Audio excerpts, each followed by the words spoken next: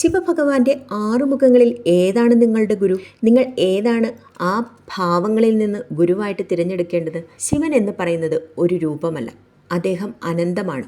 ഓരോ ഭക്തനെയും അവൻ്റെ സ്വഭാവവും വഴിയും അനുസരിച്ച് ചേർത്ത് കാണാൻ സഹായിക്കുന്ന വിവിധ മുഖങ്ങൾ അല്ലെങ്കിൽ തത്വങ്ങൾ ശിവനിലുണ്ട്. ഈ ആറ് മുഖങ്ങൾ ഗുരുത്വത്തിൻ്റെ 6 ദിക്കുകളാണ്. എന്നാൽ നിനക്ക് അനുയോജ്യമായ മുഖം അല്ലെങ്കിൽ നിനക്ക് യോജിക്കുന്ന ഗുരുവായി തിരഞ്ഞെടുക്കുവാൻ പറ്റിയ ഭാവം ഏതാണ്?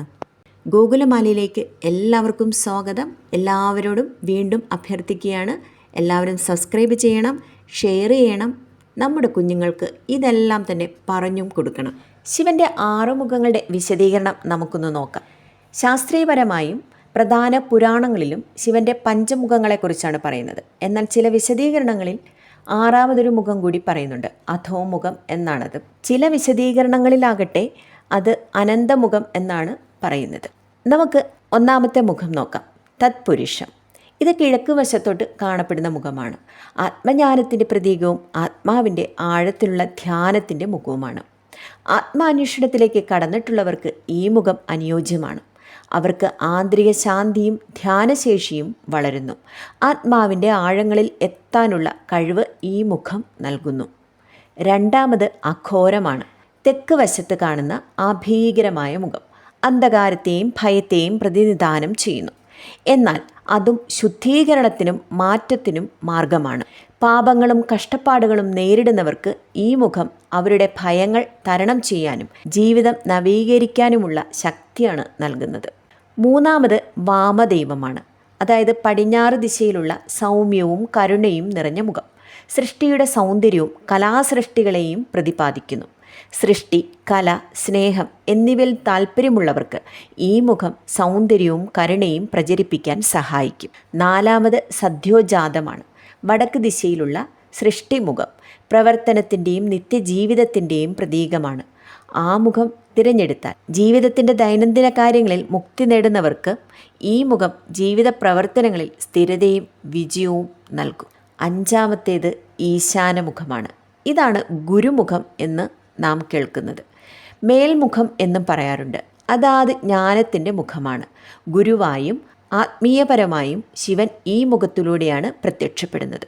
ആത്മീയപാതയിൽ ഗുരുവായി പരിഗണിക്കുന്നവർക്ക് ഈ മുഖം പ്രബുദ്ധിയും മോക്ഷവും നൽകുന്നു. 6ാമത്തേതാണ് അധോമുഖം. അനന്തമുഖം എന്നും പറയാറുണ്ട്.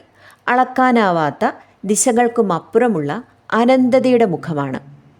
ഇത് 6th സെൻസ് എന്നുള്ള രീതിയിലും, അതായത് ദൃശ്യമല്ല അതീത തത്വങ്ങളുടെ പ്രതീകമാണ്. പരമാവധി ആത്മീയത തേടുന്നവരും ഗുരുവായി ഈ മുഖം സ്വീകരിക്കുന്നവരാണ്. ഇവർക്ക് അവധാർമിക ശക്തിയും അനന്താത്മീയ ബോധവും ആത്മാവിൻ്റെ പരമാവസ്ഥയിലെ അവബോധവും ലഭിക്കും. ഓരോ മുഖവും വ്യക്തിയുടെ അകത്തളത്തിലെയും ബാഹ്യജീവിതത്തിലെയും വ്യത്യസ്ത ഭാഗങ്ങളെയാണ് പ്രകാശിപ്പിക്കുന്നത്.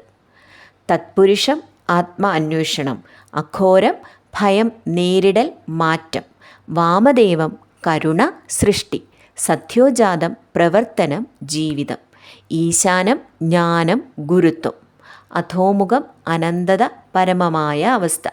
ഇങ്ങനെ ശിവൻ്റെ മുഖങ്ങൾ ഓരോ വ്യക്തിക്കും അവരുടെ ആത്മീയതയുടെ വേർതിരിവുകളും വികാസവുമാണ് പ്രതിഫലിപ്പിക്കുന്നത്. ഈ മുഖങ്ങളെ അറിയാനും ആദരിക്കാനും കഴിവുള്ളവൻ മാത്രമേ പരമസത്യത്തിൻ്റെ പ്രകാശം ആ മനസ്സിലേക്ക് തെളിയിച്ചു കൊണ്ടുവരാൻ സാധിക്കൂ. അതുകൊണ്ട് നിങ്ങളുടെ ഹൃദയത്തിൽ ഏത് മുഖം ഉയർന്നു നിന്നാലും അതിൻ്റെ ഊർജവും അനുഭവവും താളവും അനുകരിക്കുവാൻ ശ്രമിക്കുക.